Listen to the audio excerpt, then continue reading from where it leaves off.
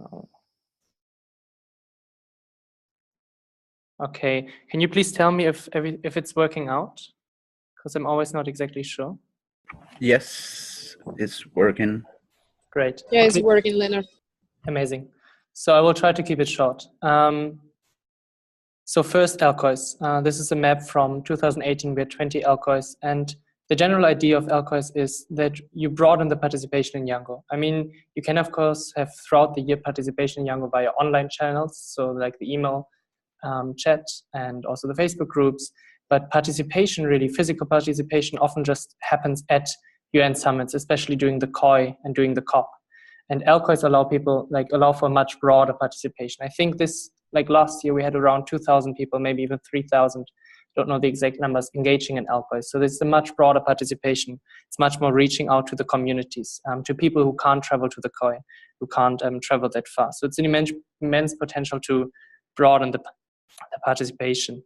What are LCOYs exactly for? So like LCOYs were initially created for the top part, for international policy making, so that people at the LCOYs can engage in the writing of policy positions. What we also see is that the second part, that LCOYs started approaching their national or their regional political bodies with youth positions.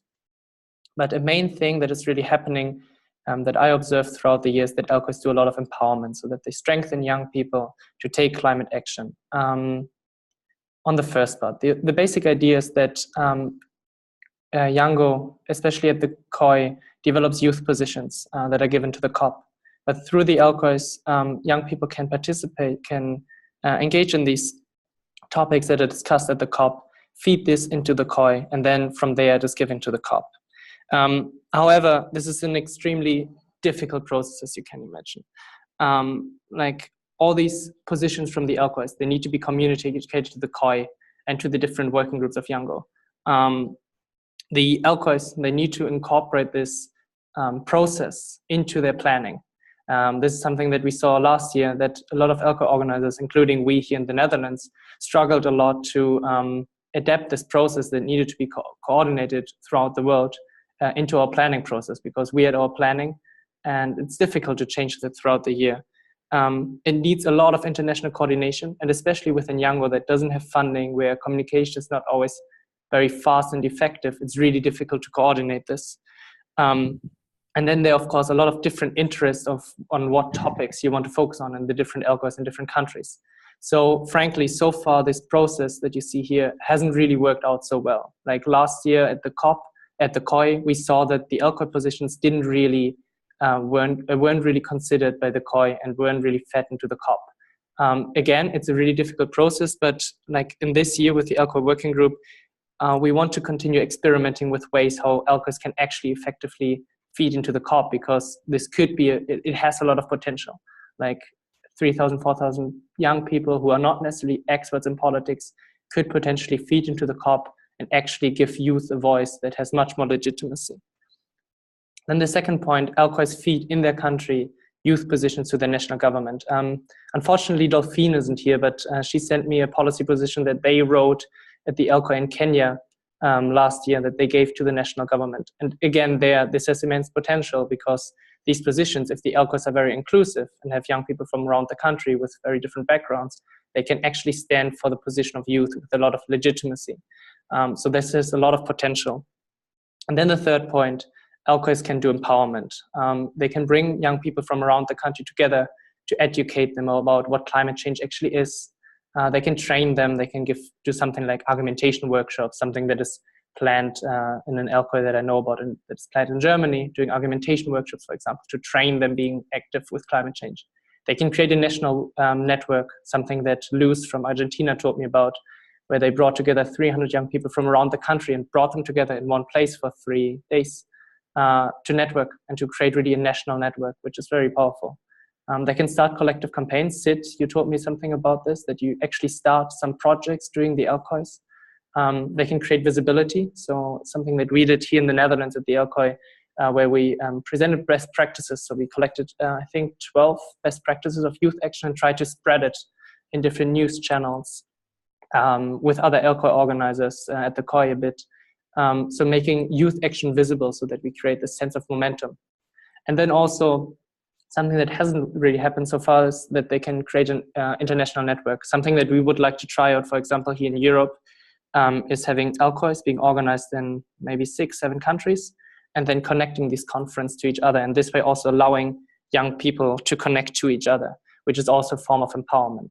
That you, for example, have campaigns that are happening here in the Netherlands and in Germany, they can work together, and the LCOYs offer a good opportunity to have this connection. So on a regional level, EU level, but maybe also on an international level. For example, we could try to have some cooperative projects with LCOYs here in Europe and maybe in Africa or in South America or wherever. So these are things that are not that explored yet, this cooperation between the LCOYs, but it is an immense potential. And I think we started doing this a little bit last year. And I'm really curious if we can push this further this year. Please keep in mind, again, LCOYs only exist since 2014, maybe 2015, so everything is still quite young and kind of in the exploration process. Then on the LCOY working group. The idea with the LCOY working group is to focus for now on 4 points. The first one is support, so that the LCOY working group collects feedback from groups that want to organize LCOYs or that already collect LCOYs, organize LCOYs, identify needs of these groups, and then give support, so active support. The second one is policy positions, this thing that I mentioned earlier, that the LCOY working group develops a process on how LCOYs can go through, can feed into the COY and the COP, and then also carries out this process. The third one is applications. Even though the working group is meant to be very supportive, there needs to be some kind of rule of what an LCOY is and what an LCOY is not. Let's say a protest alone cannot be an LCOY, so there needs to be some kind of guidance, and the application process is for that, so that people apply to be an LCOY, and then this group, the application group, would look into approval or rejection. And the fourth one for now would be a website and also a YouTube channel to give LCOYs better visibility. The Facebook group Friends of the LCOYs is one example, so that actually LCOYs are seen. Sorry, I just go back for a second, because one aspect of LCOYs is, of course, that there must be some interest in engaging on the international level, like either in the policy position approach or by networking. But I think that this is an integral part of LCOYs, that they're interested in some kind of engagement on the international or at least regional level. So what is really new about the LCOY working group is this first part that I mentioned, the support part. So far we had the LCOY facilitation team that already existed and that focused on the 3 other parts to some degree, but the support part, this is really something that is new. And the idea also from this comes a bit from the ACE idea. Like I talked to some LCOY organizers from last year, and they told me about the ACE Youth Forum that happened in 2017 at the COP, and how they went back afterwards empowered at this ACE Youth Forum to organize their LCOYs in their countries. And I think that this LCOY working group can be somehow similar, that it really empowers people to organize LCOYs in their countries and give support throughout the year. Right, so this would be kind of the new aspect of it. Some principles that I would suggest for this working group that kind of guide us in our work is, the first one is really what I mentioned before, is supportive. We need more climate action. We need more young people being engaged and young people being bravely engaged, like to bring up more action. So this main goal of the LCOY working group is to be supportive. The second one is consent. There we have to see, like, decision-making in YOUNGO is based on consensus. And I think especially in the areas of the policy position and in the application process, this is very important. Consent is, how I understand it, something different than consensus. So the goal is really to make decisions, and that you basically say you agree with proposals if you're not completely against it, let's say, because we also need to move forward. But the basic decision-making process is consent. When it comes to support, like and some other areas, I think we can see what needs to be discussed in the whole group, like with the whole YOUNGO group email, what needs to be discussed with the whole LCOY working group, and what needs to be discussed maybe in a smaller group that maybe just deals with the website. Not everything needs to be discussed with everything, I think, but this is something we need to discuss. The third one is equity, or step up, step down. I think it's very important that we try to have people who speak a lot, like I do right now, that we try to step back, but also other people who have maybe less knowledge in YOUNGO. I think it's often very complicated to engage in YOUNGO when you're new in there, that you try to step up and ask for help. Like if something is not, if you don't understand something, just ask for help, and that's perfectly fine. If you don't understand something, like when I joined YOUNGO in the beginning, it was completely confusing and I had no idea what was going on. Transparency, that we try to make information available, that we take minutes in our conversations so that people have an easier way to participate in this working group. And the fifth one, this is the one I find most important, is that we assume that we do things wrong at the beginning. Like especially this policy position approach is immensely complicated. And to get this done, we need to improve our way of communicating with each other. And that we, for example, say from the beginning that maybe at the end of the year, maybe at the COY in Chile, that we evaluate this process that we start right now and improve it, and don't take things for granted just because we started them, but that we make the process better so that they work out. So the fifth one I find actually most important. About communication, we already have the Facebook group Friends of LCOYs. I will post the link in the chat in a second. We have a Google Drive that we can give access to everyone who wants to engage in the LCOY working group. And I would say that we also start with an email list. We can still see if we have other forms of communication, but I think that's a pretty good start. And then the first timeline.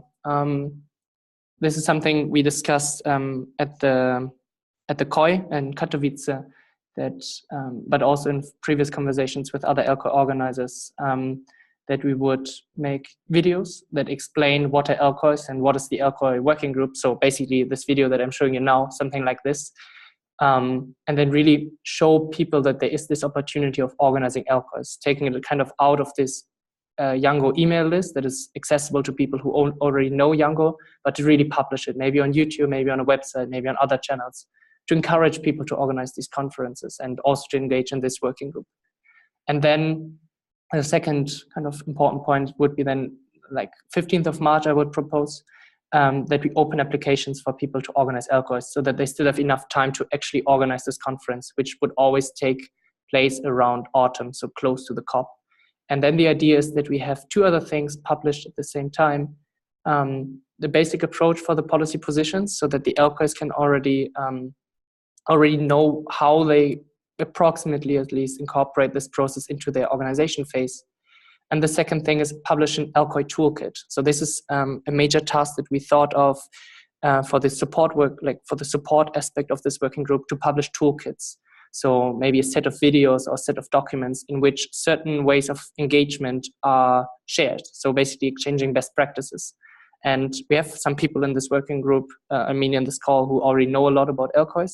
So we could just define certain themes, let's say 12 themes, something like how to apply for funding, how to organize a good program, how to engage with your government and political discussions, and then having people sharing their experience, so that which would make it easier for other people to organize LCOYs. And if we publish this toolkit on the 15th of March as well, then people who want to organize, or groups who want to organize LCOYs, could use this toolkit to actually have it easier organizing their conference. And that's it. Give me 1 second, I just stop. Okay,